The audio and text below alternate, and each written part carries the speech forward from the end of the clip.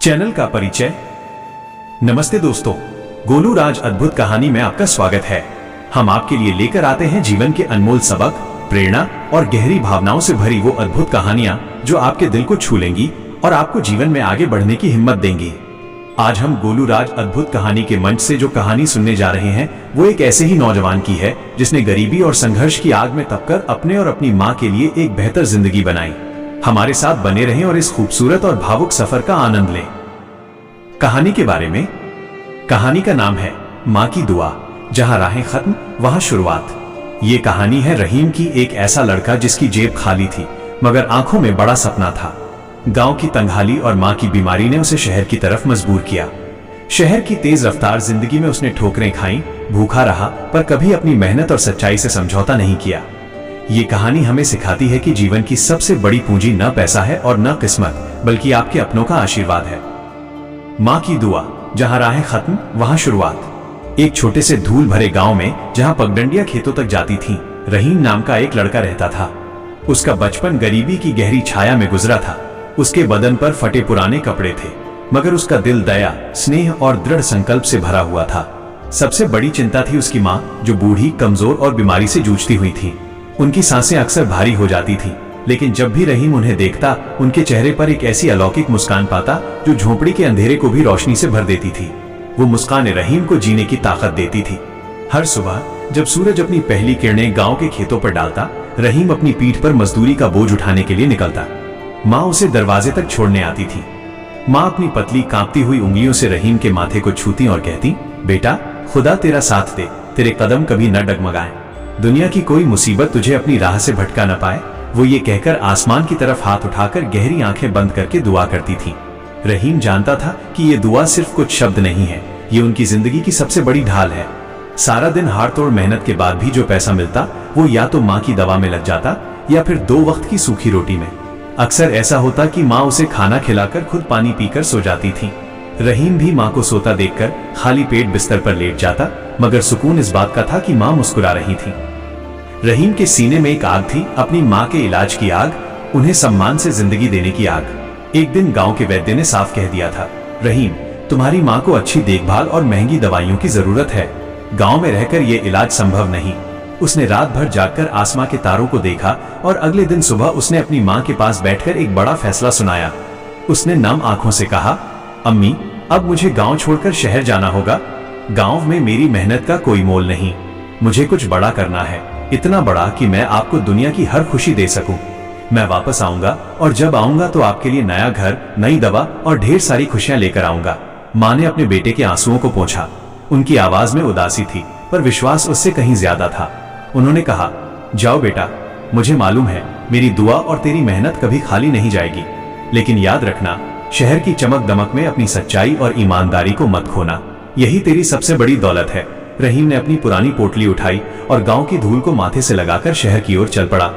शहर गांव जैसा शांत नहीं था। यहाँ शोर था, भाग दौड़ थी और हर चेहरे पर एक अनजानी हड़बड़ी थी। शुरुआती दिन बेहद भयानक थे। काम की तलाश में वो एक दफ्तर से दूसरे दफ्तर भटकता रहा। लोग उसे उसकी फटी हुई कमीज और गांव के लहजे के कारण दुत्कार देते थे। रातों को पुल के नीचे या बड़े बाजार के कोने में सिकुड़कर सो जाता। भूख उसके पेट में आग लगाती थी, लेकिन माँ की मुस्कान और दुआ की आवाज उसके कानों में गूंजती रहती थी, जो उसे हिम्मत देती थी कि वो टूटे नहीं। एक सर्द शाम, जब रहीम पूरी तरह टूट चुका था और भूख से पेट में दर्द हो रहा था, वो शहर की सबसे पुरानी मस्जिद के बाहर एक पत्थर की सीढ़ी पर बैठा था। तभी एक सफेद दाढ़ी वाले शांत चेहरे के बुजुर्ग वहां से गुजरे। उन्होंने रहीम की उदासी भांप ली और पूछा, बेटा, क्यों इतने निराश बैठे हो? रहीम ने उन्हें पूरी बात बताई। बुजुर्ग ने मुस्कुराते हुए कहा, बेटा, जब माँ की दुआ साथ हो तो नसीब भी झुक जाता है। दुआ एक बीज है और तुम्हारी मेहनत उसे दिया गया पानी। कल से तुम यही मस्जिद के बाहर झाड़ू लगाना, एक दिन भी मत चूकना। ये सुनकर रहीम के दिल में नई रोशनी जाग उठी। अगले दिन से रहीम ने मस्जिद के बाहर पूरी लगन से सफाई करना शुरू कर दिया। 8वें दिन उसी बुजुर्ग ने उसे बुलाया और शहर के बीचों बीच स्थित एक छोटी पुरानी किताबों की दुकान का पता दिया। मालिक का नाम हबीब अंकल था। रहीम को वहां किताबों को साफ करने और छोटे मोटे काम करने का काम मिल गया। रहीम ने दिन रात एक कर दिया। वो सुबह सबसे पहले आता, दुकान की हर चीज को करीने से लगाता। उसकी सबसे बड़ी खासियत थी ईमानदारी और सीखने की ललक। एक बार एक ग्राहक ने गलती से किताबों के बीच 1000 रुपए का नोट छोड़ दिया, जिसे रहीम ने बिना किसी लालच के तुरंत हबीब अंकल को लौटा दिया। हबीब अंकल ने उसकी पीठ थपथपाई और कहा, ईमानदारी यह आजकल की सबसे महंगी चीज है रहीम। 2 साल गुजर गए। रहीम ने किताबों की बिक्री, हिसाब किताब और ग्राहकों से बात करना सब सीख लिया। उसकी मेहनत ने दुकान में नई जान डाल दी। एक शाम हबीब अंकल ने रहीम को अपने पास बुलाया और अपने हाथ में पकड़ी चाबियों का गुच्छा उसकी ओर बढ़ाया। उन्होंने कहा, यह दुकान अब तुम्हारी है। मैंने तुम्हें हर तरह से परखा है, तुम्हारी ईमानदारी, तुम्हारी मेहनत और सबसे बढ़कर तुम्हारी नेक नियत। मैं ये दुकान तुम्हें सौंपता हूं। रहीम की आंखों में आंसू आ गए।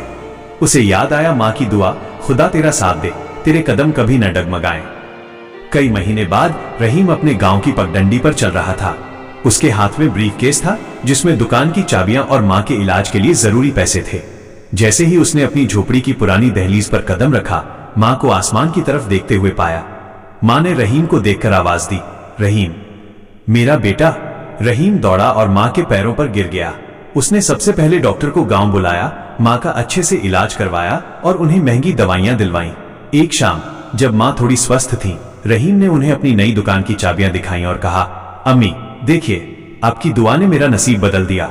मां मुस्कुराई और कहा, नहीं बेटा, दुआ तो सिर्फ दरवाजा खोलती है, राह दिखाती है। चलना इंसान को खुद पड़ता है।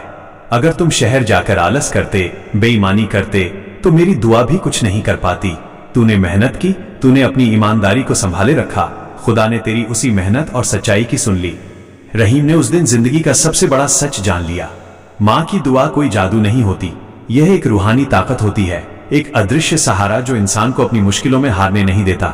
जो मां की इज्जत करता है, उनकी बातों को दिल से मानता है और मेहनत का साथ नहीं छोड़ता, उसकी राह खुदा आसान कर देता है।